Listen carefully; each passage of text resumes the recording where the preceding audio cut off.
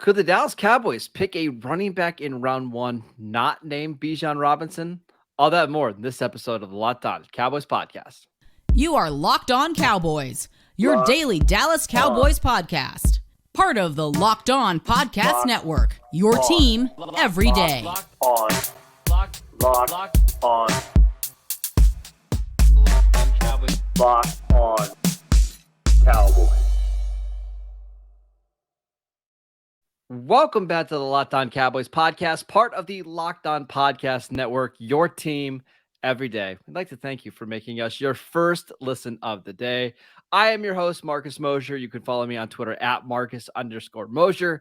Joining me today, as always, is Landon McCool. Check him out on Twitter at McCoolBCB. Landon, we are 2 days out from the NFL draft. We got Reddit rumors out there that are causing betting markets to shift. We've got chaos at the top of the board. I love the draft so much. This is the best. Yeah, and I'm still trying to go through all the name enunciations just to make sure that I can get the Steve Avila's or Avila and the Jahmyr Gibbs out there. So it's the best week of the year, right? Like it's just chaos is on the timeline,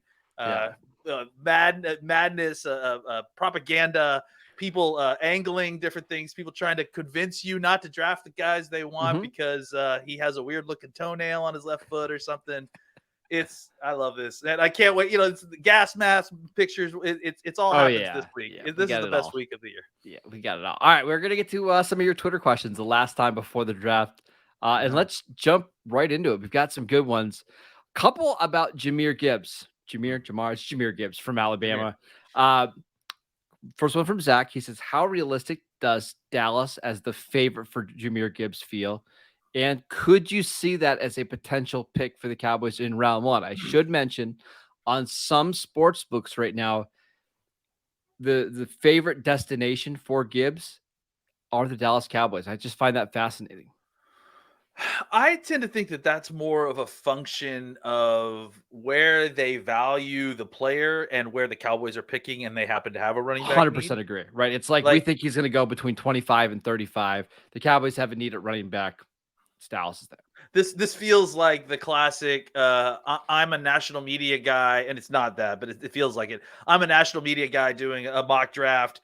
I've got a running back that I know has to go in the end of the first round. Hey, those Dallas Cowboys need a running back. It doesn't matter if he's a fit for what they've got or that sort of thing. So not that I think it would be a bad pick if Gibbs was the pick. I just think that I have a feeling that if Gibbs was there, there's going to be other people on their board that they're more likely to take above him. So I like Gibbs. I think he would be a good fit with the Cowboys. I think that feels more like a someone trying to make a mock draft fit. Yes. Having said that, if the option for me, for the Cowboys specifically, not for every other team, for the Cowboys specifically, I'm ready for a hot take. I would rather have Gibbs for Dallas than Bijan Robinson. Wow. Again, it's not to say that I think Bijan's a better player. I have Bijan ranked quite a bit higher. But I think for Dallas, speed is just it's been a problem for them the last couple of years. And we saw it in the San Francisco game last year, right? When Tony Pollard went down, the offense just looks so slow, right? And that's one thing that Gibbs has that Bijan doesn't is just he is so dynamic, and he's actually somebody you can use as a receiver. He led Alabama in receiving yards this year. I just think if the Cowboys were going to draft a running back at 26, I think I could get behind Gibbs more than I could Bijan. Cats and dogs living together. I think I like Bijan a lot. I think he's plenty fast. I don't disagree, obviously, that Gibbs is more of that guy, right? Of the kind of dynamic, split out. I think Robinson just is excellent at everything. He is. There's no doubt, right? I think it's just how much do you value speed versus the all-around game? Yeah, and specifically speed in the pass game too, because I think that's where you can really exploit Gibbs there. So. Listen, I'm not going to be mad if Jahmyr Gibbs is the pick at 26. I just have a hard time believing that this indication isn't just more a case where they're meeting. I have a player who's got to go here. Exactly. Here's a team that needs a player that is going to. I will say I always cringe when we get these running back prospects that come into the draft and, oh, you can use him as a slot receiver. If he was a slot receiver only, he'd be a first-round pick. Like, that's just not true. No matter how many times we say that, it's not true. And I'm not saying about Gibbs either, because he wouldn't be. Slot receivers really don't go in the first round. I've got a feeling we might only see one in this year's class that goes in the first round, and Jackson Smith and Jigba. But I do think Gibbs is one of the most naturally gifted pass catchers at the running back position that we've seen over the last, 5 or 6 years, probably dating back to Christian McCaffrey. And if the Cowboys are going to use a more of a West Coast style offense, your running back better be able to catch the ball, and he better be able to make plays with the ball in his hands. And that's why I think Gibbs is such a good fit with Mike McCarthy. I mean, we're talking about a coach who converted a wide receiver to a running back. So it's not like this is outside the realm of possibility. So like I said, it makes some sense. I'd have to believe it to see it, honestly. I don't see it happening either, just because I don't think the Cowboys are going to draft the running back in the first round. But there have been some tea leaves over the last couple weeks that maybe Dallas has Bijan and Gibbs closer than you think on the board. That's all.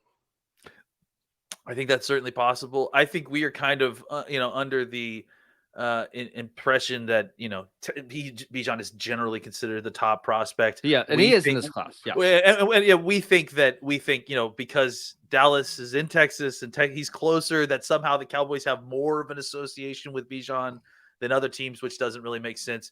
There's a good chance, as much as any team, that the Cowboys could have Gibbs closer, if not above Bijan, just like every other team in the NFL. I mean, there is not full consensus on this necessarily. No, most teams have Bijan as a healthy distance above Gibbs, but it's ice cream. So there's definitely going to be some teams that will have Gibbs. We've seen just in the last couple of days, Peter Schrager said that maybe the gap's not quite as big. In fact, we know that there's teams that have Gibbs higher. Peter King said the same thing this week in his Monday morning quarterback article.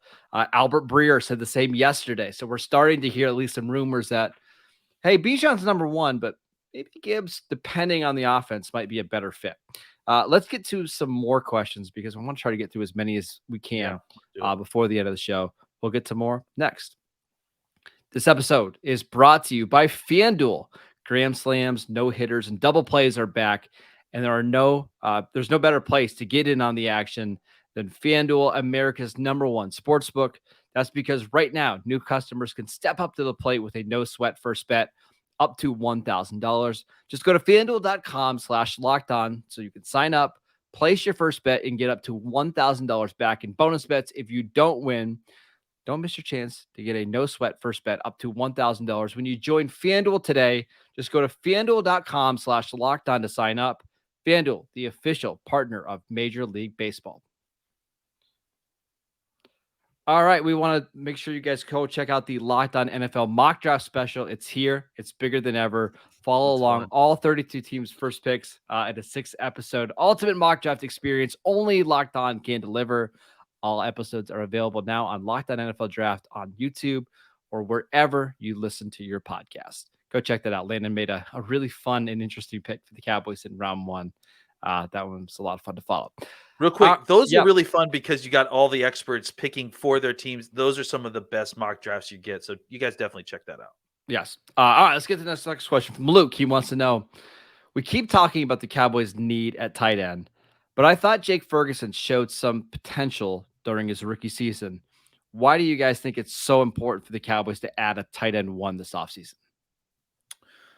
Well, because it's a lot of projection, I mean, you're taking a position that has traditionally been a very productive position for the Cowboys, and you are projecting quite a leap for Ferguson and or Hendershot to take in order to kind of make up that lost production. And then on top of that, you got some solid production from your tight end 2 and tight end 3. Where does that production go? You know what I'm saying? So it's not like they take the 200 or 300 yards receiving that they had last year and then add 800 on top of that. Yes. Are you expecting Ferguson to have an 1,100 yard receiving year? No. So the Cowboys need to add a tight end. I mean, I don't think that's really no, they have to. They've got to at least add one. It's just where on the depth chart, right? Where, right? So, and to me, it makes sense to add it to the top simply because what you saw from Ferguson and Hendershot is that they thrived in the roles that they were provided.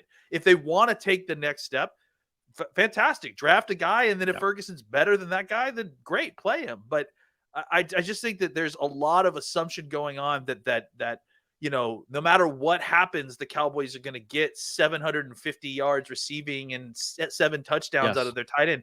I don't think we should just assume that happens and arrives on the Cowboys' doorstep just because the season starts. Like that's earned through player acquisition and training, On top of that, I think they need to add a little bit of juice to their tight end room. Like, we can be really excited about Jake Ferguson and Peyton Hendershot, but remember, those guys both ran in the 4.8s. And I don't know if their speed is going to, make it so they can't be productive NFL players, because we've already seen that. But those guys aren't really scaring linebackers and safeties, right? So this comes back to what tight end, when we've been talking about this for the last 2 months, what tight end makes the most sense for the Cowboys. And we kind of keep coming back to Dalton Kincaid, right? Because he's kind of different from what they've had. He's a little smaller, a little bit better after the catch, but he's also quicker. Yeah, and I think that's not to disparage my Mayer, because I think that's the other problem that we're running into, is that there are people out there that are under this misconception that you can't be a fan of both Kincaid and Mayer. I am.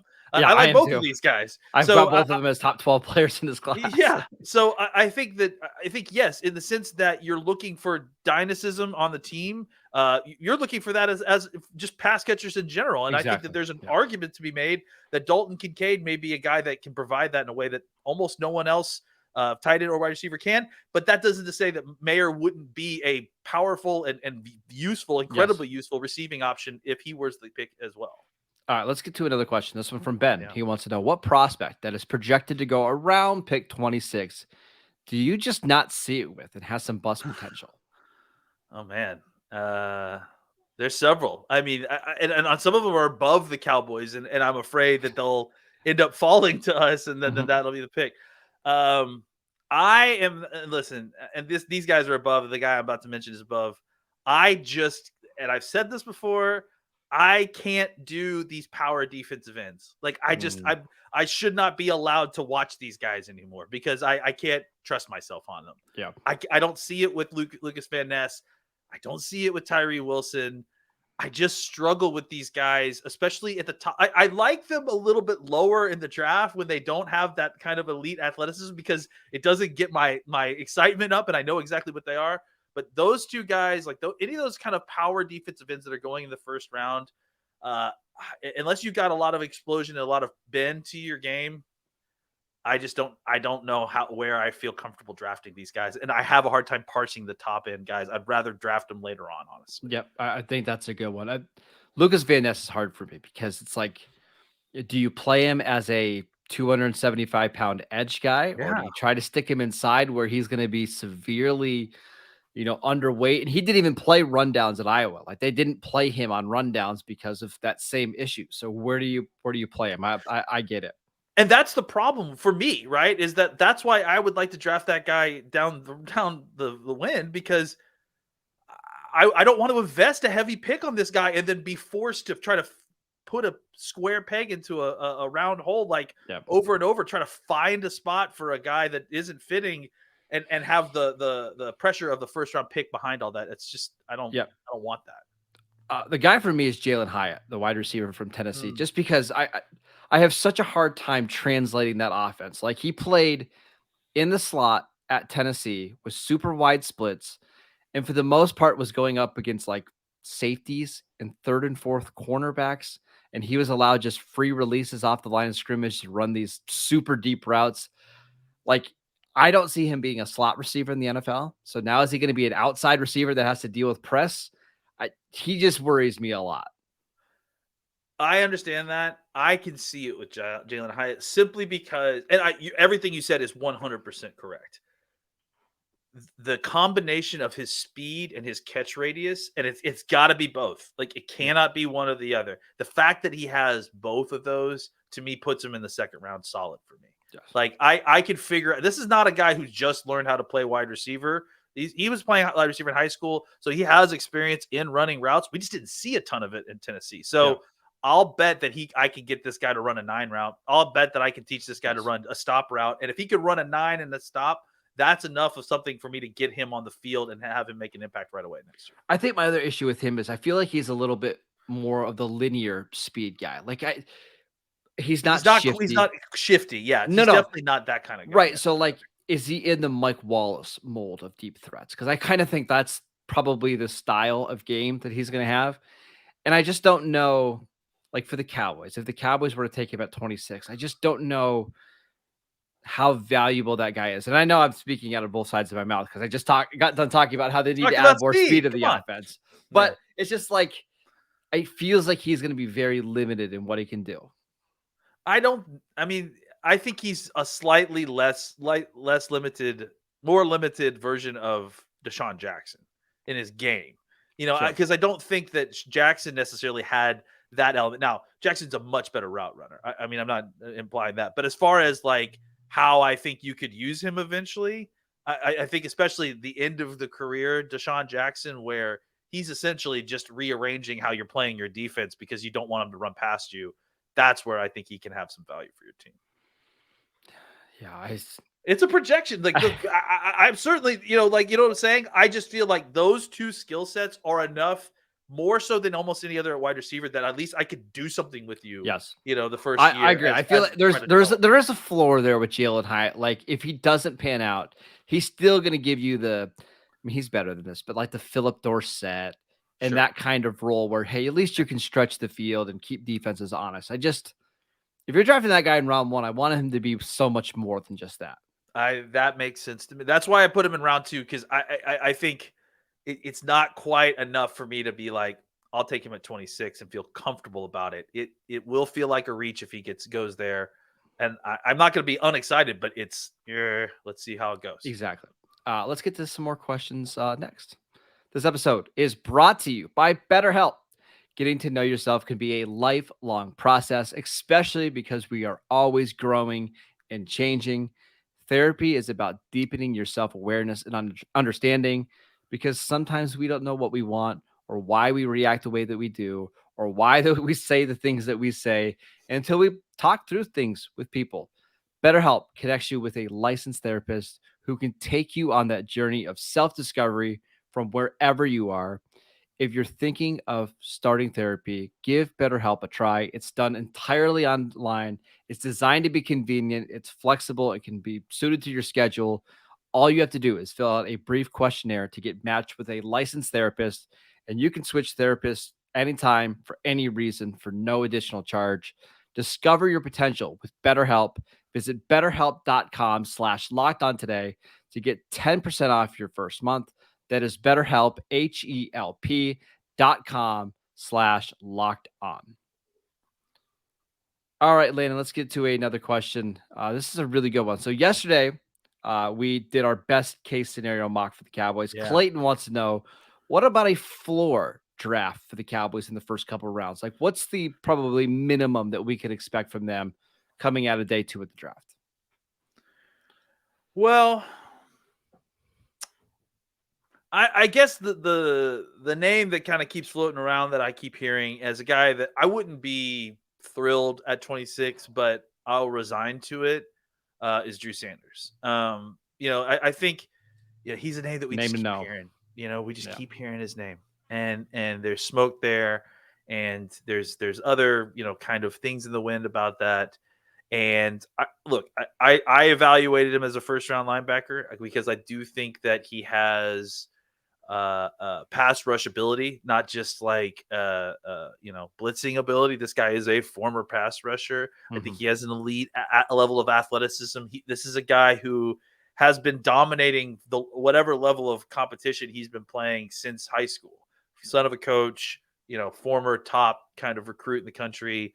And I think there's just the potential, what you can do with a guy like this opposite of Micah Parsons, I think is just whetting Dan Quinn's appetite to a point where he can't, stop himself. Yeah. And honestly, I'll throw out something else too. Vach Lombardi did a great interview yesterday with Will McDonald, I think it was, right?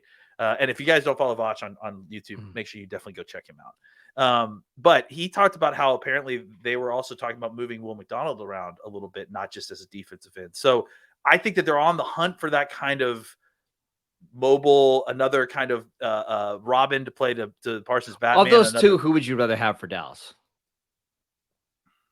I think McDonald makes more sense to me because I can clearly transcribe what his role is going to be immediately, right? I think for Drew Sanders, I think no matter what, you're going to get value from him because he's such an athlete. I think he can play linebacker. I think and I think he could take over that role for Leighton Vander Esch. But he spent so much time bouncing around between positions, like throughout high school and college, that he hasn't really learned the nuance of playing linebacker yet, especially off-ball linebacker. So it's weird. I had this thought late last night. He's kind of a weird mashup between Leighton Vander Esch and Micah Parsons, but not necessarily the best of those guys. Like just a weird combination. Like he's tall like Leighton Vander Esch, but he's got pass rush ability like Parsons, but he's also got Parsons kind of not quite all their instincts as an off-ball linebacker, So that's why I've been comping him to Anthony Barr so much. That's a great comp, honestly. Wow, that's really good. I like that. Yeah, I like I said, I think you'll draft him and you won't regret it. But I think it could be a little bit rough early on as you're trying to figure out exactly the best way to use him. So back to McDonald versus Sanders. I have McDonald ranked significantly higher. But I do think for Dallas, when you look at all the edge rushers that they have, I think it's easier for Sanders to get on the field as an off-the-ball linebacker. Yeah. And now he might not start. He's probably going to be somebody who you bring off the bench and you give 30-something snaps and you rotate guys in. But I just think it's easier for that guy to come in and make an impact, probably than Will McDonald, who might be your 5th edge rusher as a rookie. Right. Well, and that was my other question is that's why I thought the McDonald stuff that he brought up on Vox show was interesting, because do you think that's what the Cowboys are thinking too, is if we get McDonald, we're going to need him to play more than just a pass rusher to get him more snaps on the field.